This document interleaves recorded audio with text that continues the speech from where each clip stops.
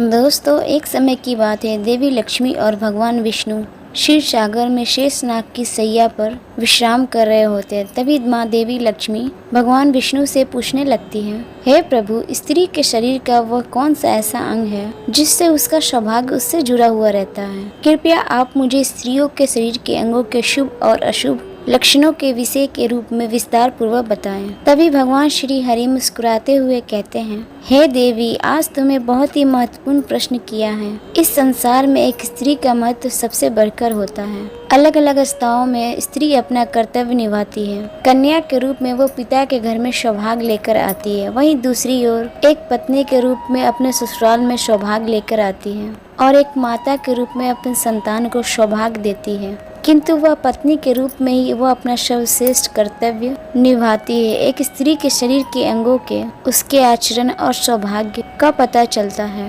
ऐसे शुभ अंगों वाली स्त्री अपने पिता और पति का बहुत ही भाग्यशाली होती है। हे देवी, आज तुमने जो प्रश्न किए उन सभी प्रश्नों का उत्तर देने से पूर्व मैं तुम्हें एक महान सदी की बात सुनाता हूँ। वो सदी है दामोदर की पत्नी, जिन्होंने अपने सत्यवान और अपने त्याग से मुझे प्रसन्न किया है। हे देवी, जो भी मनुष्य इस महान कथा का श्रवण करता है उसके संपूर्ण पाप नष्ट हो जाते हैं और साथ ही उसकी दरिद्रता का भी नाश होता है। इसीलिए इस कथा को आप ध्यान पूर्वक अवश्य ही सुने। तभी देवी लक्ष्मी कहती है, हे प्रभु, आप मुझे उस महान सदी की कथा अवश्य ही सुनाएं। मैं इस कथा को ध्यान पूर्वक सुनूंगी। तभी भगवान विष्णु कहते हैं, हे देवी, पूर्व काल की बात है। प्राचीन नगर में भक्त दामोदर दास और उनकी पत्नी निवास करती थी। उनके घर में उन दोनों के अलावा और कोई नहीं था। वह साथ ही परम दयालु और श्रद्धालु भी थे। दोनों की प्रगति अत्यंत ही उदार थी। दोनों ही परम संतोषी और भगवत भक्त थे। दामोदर प्रतिदिन गांव से भिक्षा मांगकर लाता और फिर उनकी पत्नी भोजन बनाया करती थी। यदि उनके द्वार पर कोई अतिथि आता तो वे उन्हें भोजन कराते, उनकी सेवा करते थे और वे उन्हें भोजन कराने के बाद ही भोजन किया करते थे। यदि कोई अतिथि नहीं आता था तो पशु पक्षियों को उनका भाग देकर और भगवान का नाम लेकर बड़े ही प्रेम से भोजन किया करते थे। साथ ही उनके मन में किसी भी प्रकार का द्वेष और अहंकार नहीं था। उन्हें भिक्षा में जो कुछ भी मिल जाता उसी से वह संतुष्ट किया करते थे। वे अधिक की भी कामना नहीं करते थे। यदि उन्हें भिक्षा नहीं मिलती थी तो वे ईश्वर का धन्यवाद करते हुए शांति से जल पीकर सो जाया करते थे। उनके समीप अशोक और शांति भटक भी नहीं पाती थी। उनके मन में भगवान के प्रति दृढ़ विश्वास और श्रद्धा भी थी।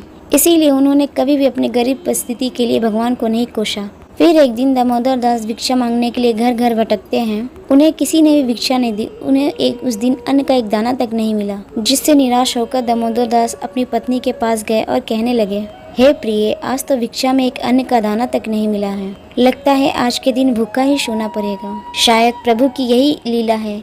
तभी उतने में ही उनके द्वार पर एक अतिथि आ जाता है। द्वार पर खड़ा होकर कहने लगता है, घर में कौन है भैया? मैं अतिथि हूँ और अत्यंत भूखा हूँ। मुझे खाने के लिए कुछ दो। मैं तुम्हारे द्वार पर बड़ी ही आशा लेकर आया हूँ। दामोदर ने देखा द्वार पर अत्यंत वृद्ध और बुरा व्यक्ति खड़ा है, जो बहुत ही कमजोर और भूखा दिखाई पड़ रहा था। उन्हें देखकर दामोदर दास ने प्रणाम किया और कहने लगे, हे स्वामी, पधारिए, इस गरीब के घर में आपका स्वागत है।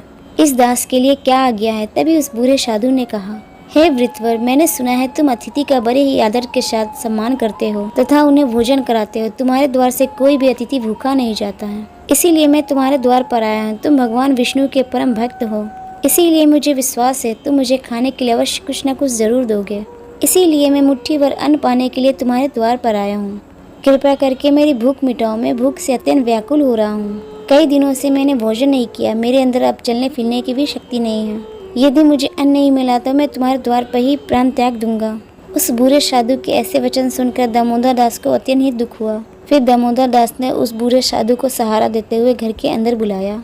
दामोदर ने अपनी पत्नी से कहा, हे प्रिय, घर पे अतिथि आए हैं, उनके लिए भोजन का प्रबंध करना होगा। यह सुनते ही दामोदर की पत्नी ने कहा, हे स्वामी, घर में मिट्टी की फूटी हुई हांडी के अलावा कुछ नहीं है। घर में एक अन्न का दाना तक नहीं है। हमें तो भूखा रहते हुए 2 दिन हो गए। अब हम इस अतिथि को क्या खिलाएं? आज भी आप भिक्षा में कुछ नहीं लाए। दामोदर कहने लगे, हे प्रिय, ये बुरे साधु अत्यंत ही भूखे हैं। यह चलने में असमर्थ है। भरे ही सौभाग्य से हमारे घर पे पधारे हैं। यदि हम अपने घर पे आए अतिथि की सेवा नहीं करेंगे तो हमें महापाप लगेगा। हम अतिथि को भूखा नहीं भेज सकते। दामोदर की पत्नी मन ही मन भगवान को याद करते हुए प्रार्थना करने लगे, हे गोविंद, हमारी इतनी कठोर परीक्षा क्यों ले रहे हैं? फिर अगले ही क्षण उस सती के मन में एक योजना आई और वह बड़ी प्रसन्न हुई। वह अपने पति से कहा, हे नाथ, आप चिंता मत कीजिए, आज अतिथि की सेवा बड़े ही मन से होगी। आप पड़ोस से कैंची लेकर आए। यह बात सुनकर दामोदर को अत्यंत आश्चर्य हुआ और वह तुरंत ही दौड़ के गए और पड़ोस से कैंची लेकर आ गए और कहने लगे, हे प्रिय, ये लो कैंची, अब बताओ इससे अतिथि की सेवा तुम कैसे करोगे। दामोदर की पत्नी ने कहा,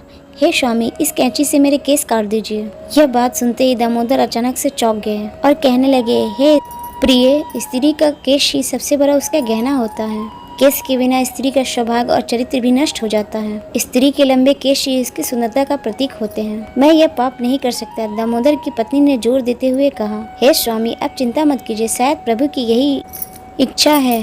संकोच होकर केस काटिए। फिर दामोदर ने कांपते हुए हाथों से चारों ओर के केस छोड़ के बीच के केस काट दिए। दामोदर की पत्नी ने उन केसों को लेकर एक दूरी बना दी और फिर कहा, हे स्वामी, इन डोरी को लेकर जाइए, इनको बाजारों में बेचकर कुछ सामग्री लेकर आए। फिर दामोदर दास उस डोरी को लेकर बाजार में गए। सौभाग्य से वो डोरी तुरंत ही बिक गई। उससे प्राप्त धन से दामोदर ने चावल, आटा, घी, दाल, दही इत्यादि लाया। जितनी भी आवश्यक सामग्री थी सभी लेकर आ गया। उसे लेकर बड़ी ही प्रशंसा से घर लेकर आ गया। पत्नी ने बड़ी ही शुद्धता और प्रेम से रसोई बनाई। उन्होंने घर आए उस अतिथि को बड़े ही आदर सम्मान के साथ आसन में बैठाकर भोजन परोसा। उस साधु को बुरा समझकर की पत्नी ने उसे थोड़ा सा ही भोजन परोसा, किंतु वो साधु तो बड़ा ही विचित्र था। जब साधु ने भोजन करना आरंभ किया तो कुछ ही क्षणों में परोसे हुए भोजन को खाकर समाप्त कर दिया। फिर सती ने कुछ ही क्षणों में फिर से भोजन दिया। थोड़ा थोड़ा कर दामोदर की पत्नी की बनाई हुई सारी ही खाना वो खा गया और फिर अपने पेट पर हाथ रखते हुए कहने लगा, दोनों की सेवा से मैं अत्यंत ही प्रसन्न हुआ हूँ। आज अनेक दिनों बाद मुझे इतना भोजन प्राप्त हुआ है। तुम्हारे बारे में मैंने जो कुछ भी सुना था वो सत्य था। आज मेरी तृप्ति हुई है, किंतु मेरा शरीर अत्यंत ही बुरा हो गया। आज मेरे लिए चलना संभव नहीं है, इसीलिए मैं आज के दिन आपके घर में ही विश्राम करूंगा। शाम को केवल एक हांडी चावल से काम चल जाएगा। उस साधु को इतना कहते ही दामोदर ने कहा, जो आज्ञा महाराज, आप विश्राम कीजिए, मैं शाम के भोजन का प्रबंध अवश्य कर दूंगा।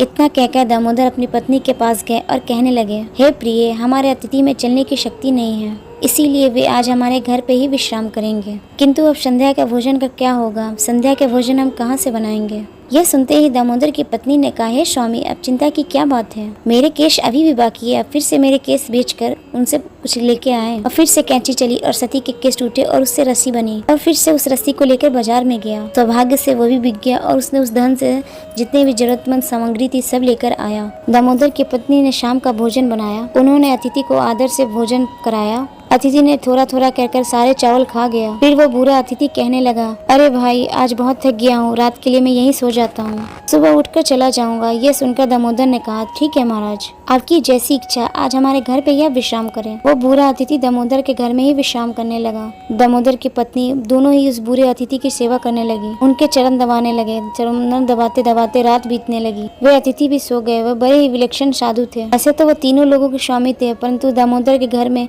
वो पत्तों पर वो सो गए। उन्हें बड़े ही शांति और सुख की अनुभूति हो रही थी। साक्षात भगवान विष्णु वृद्ध का वेश धारण करके दामोदर के घर में गए थे। उन साधु महात्मा को सोता हुआ देखकर दामोदर धीमी आवाज में अपनी पत्नी से कहने लगे, हे प्रिय, ये बहुत ही बुरे हैं, इनका शरीर बहुत ही कमजोर है, शायद कल सवेरे भी इनसे चला नहीं जाएगा। कल मैं सुबह जल्दी उठकर भिक्षा मांगने के लिए चला जाऊंगा और हम साधु बाबा को भोजन खिलाकर उनकी सेवा करेंगे। आंख बंद करते हुए साधु बाबा ने दामोदर की बात सुन ली। दोनों पति पत्नी का त्याग और उनका अतिथि प्रेम देखकर भगवान विष्णु की आंखें भर आई। श्री हरि की भक्त तो लीला है, वो जो भी रचना रचते हैं उनका कल्याण होता है। पैर दबाते दबाते वो दोनों पति पत्नी वहीं पे सो गए। फिर साधु बाबा ने उठकर उस दामोदर की पत्नी के सिर पर हाथ फेरते हुए और हाथ फेरते उस सती के सिर पर काले घने लंबे बाल वापस से आ गए। फिर उन्होंने दामोदर के शरीर पर हाथ फेर दिया, जिसके कारण दामोदर स्वस्थ तथा अत्यंत पवित्र हो गए। भगवान ने दामोदर की झोपड़ी में दृष्टि घुमाई तो वह उसी क्षण एक विशाल महल में बदल गया। उस महल में अत्यंत स्वर्ण, रत्न और मुद्राएं और स्वर्ण से भरी हुई